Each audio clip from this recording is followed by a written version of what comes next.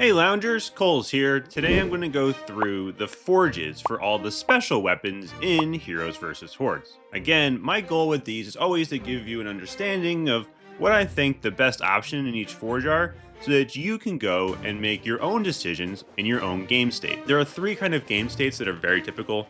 There's normal mode and hard mode, where you just want to do as much damage as you can.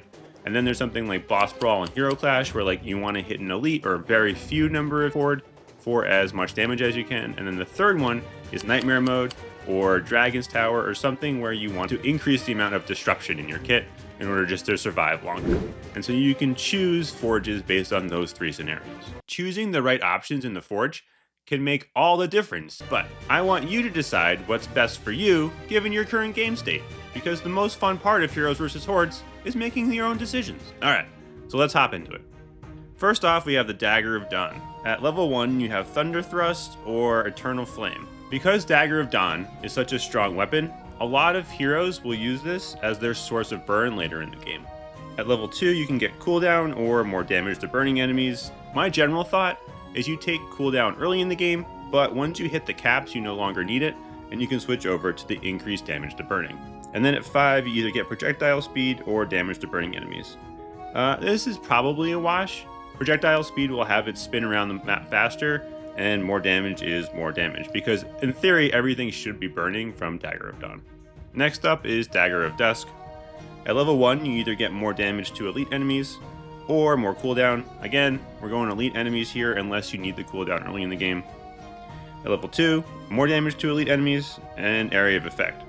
So if you're doing something with a lot of elite enemies, think boss brawl, go with that. And if you're doing something with a lot of horde, go with more area of effect. And at level 5 is more damage to elite enemies or more area of effect. So this one's pretty straightforward. If you're going to be battling a boss or a lot of elite enemies, go with that. And if you're not, go with the area of effect enhancements.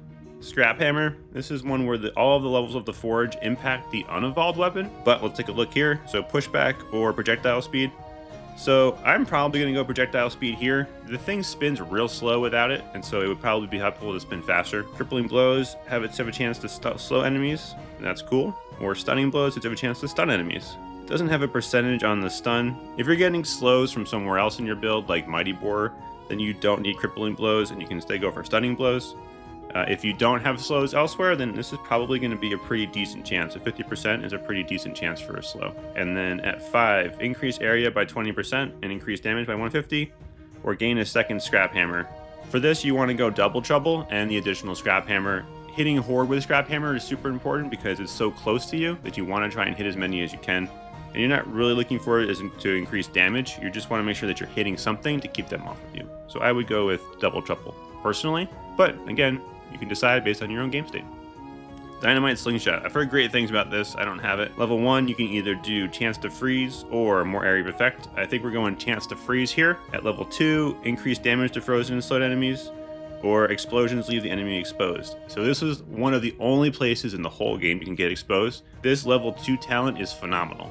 If you have Dynamite Slingshot and you don't have exposed from the two other sources in the game, this is what you're going 99% of the time. Level 5, Arctic Boom, explosions leave behind a frozen area, or Sticky Dynamite detonates 3 extra times. So in Nightmare mode, I would go something like Arctic Boom for the additional slow and stuns, and for anything where you just want to do more damage, then just do multiple explosions for more dynamite. Mighty Boar. I have it set up as Mighty Boar. So another good rule of thumb, and this is where we're going to first see it, is that if a forge choice sounds interesting, you should probably go with it. And so this is one example of that. Constant Rush. The Mighty Boar moves with a constant speed, removes acceleration, increases damage by 300%. It's a lot of wording to say this is going to do some more damage to more horde. And if you go right, the further the Mighty Boar travels, the bigger it gets, so it just increases the area of effect the further from you. Drilling Deep, plus 3 penetration, so if you have to hit a lot of horde, you go this way, or 10% more damage if you want to hit fewer horde. Again, that very common choice you have to make. Number 4 here, Dampening Drill, gives a slow to the unevolved weapon, which is really important. All of the levels of the forge for Mighty Boar apply to the unevolved weapon, which is uncommon and very important in this build. And then at 5, you have Mighty Boar returns home with the Home Seeker, or the Mighty Boar now stuns enemies on hit and slows down on impact. You go Home Seeker to maximize your damage, and you go Stagger Drill for more disruption, again in something like Nightmare mode. Next up is Lantern. Lantern is an interesting case. Lantern at level 1 is you can either increase the lantern spawn frequency by 2 seconds or reduce the lantern's travel speed by 25%. Rapid Hunt is essentially a reduction in its cooldown, and Crawling Light is just the effect duration increase. You want to usually go for cooldown reduction in skills or in weapons whenever you can, so we're going to go Rapid Hunt. Reflecting Lights is plus 4 penetration, which is nice. You're going to hit 4 more times Horde. Have a 2% chance to explode for 40%. That 2% chance is not high, so we're going left again for Reflecting Lights. And then at level 5, the Lantern Down additionally emits a 360% projectile burst every 5 seconds for 400% damage, or the enemies that are touched by the Lantern Light now receive 100% damage every 0.2 seconds. This one might be a toss-up, and you'll have to decide which one's best for you. I've read on forums that Radiant Burn is the preferred way to go. I will also say that Lantern is one of these weapons that feels really bad before you forge it up, but at 5-star forge apparently does a ton of damage. And so you need to invest in this guy all the way up to 5 stars to really feel it, and then get apparently Radiant Burn to burn the Horde. Phantom's Fang. This guy is known for its ability to add bleed status effect. If you don't have bleed in your kit, this is a really good source for it, particularly in something like Boss Brawl, where you need the bleed multiplier to do more damage. At level 1, you get an increase to bleed damage or projectile speed. You want the increase to bleed damage against a single target, and you want the projectile speed, again, in ones where there are a lot of targets in like more normal mode or hard mode. Fleet Shiv, more projectile speed, or increased bleed damage by 20%. So this is increased damage to bleeding enemies, and this one is increased the actual bleed damage. So again, same logic applies here. Wouldn't you know, more damage to bleeding enemies. Blood Infusion, 1.3 times damage to bleeding. 1.3 is a big multiple, so you're probably going to go with that. Or Decimate, which is going to be a fun read. When hitting the opponent, Crimson Fangs get stuck in that target for 1 second. After that duration, the dagger pulls itself out, creating a blood explosion around the target for 700% damage. So you're probably going to want to use Decimate again in things with more Horde, as one Horde can blow up and hit a bunch, whereas in Blood Infusion, you're going to do damage to a single target. But this one also takes a second to release. You can usually clear Horde in under a second, so I'm not sure that effect would stack. But know that a 1.3 multiple is a lot of damage to a single target, and this is probably better for AoE. Smoke Bomb. I was so excited to get Smoke Bomb, and then I've just never used it. Smoke Bomb at level 1 adds projectile speed or more damage. Projectile speed will get these things on the battlefield faster. They actually take a while to get to their full size, so that will help. Or more damage, which would be better again in single target events.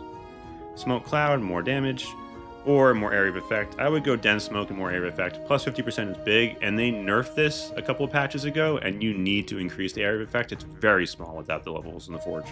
And at level 5, standing inside the smoke continuously generates 3% of max HP as a shield, which is fantastic for Dragon's Tower and for Nightmare mode.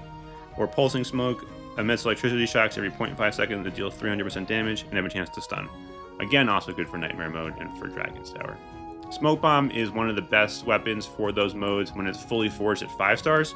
It's truly untakeable at 0-star forge, as I know from my personal experience. And I haven't put in the effort to level it up all the way to 5-star yet. Pitchfork. Pitchfork is a fun one. Pitchfork does a ton of single target damage. If you only need to hit one thing, Pitchfork's your guy. At level 1, at wide reach, you can get more area of effect or Piercing Strike for more damage. Piercing Strike is going to be better against a single target, and that's really what you want with Pitchfork is single target damage. Wide reach is going to be better for, again, more Horde. Extra Tooth, another projectile, or Sharp Tooth, more damage. So the way projectiles work for Pitchfork is they all get rolled into its one visual, and then it adds more percentage damage. So if you have under 5 physical projectiles, then Extra Tooth will do more damage. If you have more than 5 physical projectiles, then you just want the damage multiple. It's kind of how the math works for this. And that's not exactly right, but a good kind of approximation. Level 5 is you get a Thunder Pulse, which every 0.75 seconds, Pitchfork casts a small lightning shockwave, dealing 50% weapon damage. Or Storm Charge. The Pitchfork now sends a shockwave dealing 600% weapon damage on impact. You're going to take something like Thunder Pulse for Boss Brawl, where you want to hit one thing over and over again, and Storm Charge for something like Hard Mode or Nightmare Mode, where you need to hit a lot of Horde all the time. This is a cool weapon. Candy Cane we could basically ignore because you shouldn't be using this. It's the worst of the special weapons, unfortunately. It's like a really bad version of Scrap Hammer. Snow Globe, plus 20% area of effect, or 1.1 damage. Again, area of effect for hitting more Horde, or more concentrated damage from Glacial Drift. At Ice Veil, minus 10% cooldown, or more area of effect. Plus 20 and plus 20 area of effect. It's going to get this snow globe to be giant, so I would go with probably both of those in most scenarios. Blizzard Globe now have a 10% chance to freeze enemies on hit for 200%, so you'll start to freeze enemies. And if Blizzard Globe freezes an enemy, they take additional 200% bonus damage, which is nice. Or Blizzard Globe now shoots icicles around the hero, dealing 150% damage. I only have seen Spider Pig use this, and I think that he goes right for Chill Storm and the icicles that shoot around him. Oh, yeah, look at those fun little clouds, those happy little clouds. Lotus Pike. Lotus Pike is known for doing a ton of damage. It's usually the weapon that people evolve second in Boss Brawl when they have it, just for the massive damage spike. At level 1, more area of effect or more projectiles. Probably going projectiles here most of the time. That'll add a bunch more damage to each individual instance of it, whereas area of effect will let you hit more horde. Precision, plus 20% critical hit chance. So again, if you're below 80%, this is a good take. Heartseeker, plus 10% chance for critical hit to deal 4 times damage, so that's great. You'll always take that. I don't think you can ever get to above 80 or 90% on 4 times without some kind of blessing. So that's actually very strong. Sweeping Strike, increased attack angle, so area of effect. Or True Strike, decreased attack angle, but 20% increased chance for 4 times damage. And a 20% increase to 4 times damage will probably get you close to 100%, particularly late in the game. And that's why people take it for Boss Brawl, because you're just going to be constantly hitting the boss for 4 times damage. Cow Whistle. This one is a whole lot of fun. I'm happy with the 2 most recent weapons. They stopped taking themselves so seriously and introduced some really fun weapons. Yasumakao is the founder of the Cakery, or one of the founding members, and they named this whistle in her honor, which is fantastic. And it's also just like a lot of fun. I hope they keep doing some of these more like fun, ridiculous weapon types. Level 1, you get more damage or more area of effect. I would probably go damage. The cows are already hitting a whole bunch of horde. Okay, so at level 2, you can get herd for plus 2 projectiles, or mad cows for a 20% cooldown. This cooldown actually applies to the weapon. The weapon's cooldown system is outside of typical cooldown, which is like a good to know fact. If you have 6 or more projectiles for physical projectiles, I think you go mad cow 100% of the time. And then before that, it's probably a toss-up between which one does more damage. Queen's Command. In the presence of the queen, cows spawn from both sides of the screen, increasing the amount of cows by 50%. Nice. Or Regal Presence. The Majesty emits an aura. All enemies caught within the aura are permanently exposed by 20%. This is the second time we're talking about expose in this video, and this one is 20%. Slingshot's only 10%. Expose causes horde to take 20% more damage from all sources, which is basically a 20% damage amp across all your weapons. This is fantastic. This level 5 forge is worth rushing for the expose edition. It is giant. And lastly, just came out this week, is the Iron Yo-Yo. Pretty cool. I think someone designed this on the forum last year, and they used it this year. Level 1, more area of effect or damage to stunned. So the big thing with Iron Yo-Yo is it has a chance to stun horde, which is like built into the weapon in one of the few cases where that's the case. And so damage to stunned here is actually probably pretty big if the area of effect is already big enough. And again, you're going to have to make a choice here between hitting more horde or doing more damage. This is a multiple area effect, which I think is probably smaller than just like plus 10 percentage points most of the time. So I think damage to stunned is the way to go. Fast rewind, more damage to stunned, or more damage. The chance to stun horde is only a certain percentage, whereas this will be constant 1.1. So if you're stunning horde from other sources, maybe like with like Stormborn, then you want to go fast rewind, or you could think about Yo-Yo Bash in other scenarios. Here's an interesting choice. On left, you can go the returning Yo-Yo, deals 500% increased damage, and that is both to the base and the Evo, or just the Evo. The thread of the Yo-Yo charges with lightning, dealing 100% damage per second on contact. I don't know which one of these is better yet, and this literally came out like 5 days ago, and so I haven't even read in the forums which one people think is better yet. I would go with whichever one you test out and think is better for yourself. And that's it. That is all 14 special weapons now in Heroes vs. Hordes. Again, I hope it gave you the mental model to think about the trade-offs between Nightmare Mode, Hard Mode, and Normal Mode, and something like Hero Clash or Dragon's Tower, and lets you choose which forge options is the best for you, given your situation. And I'm Coles. I'm a high-level HVH player.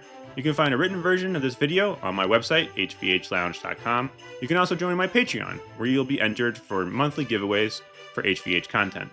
You can also become an executive producer. The executive producers of this video are Cake Invictus, Riverwind, The Weva, Krabs, Charlos, Dennis, and Jason. Thank you all so much for your support. And remember, always do your adventure!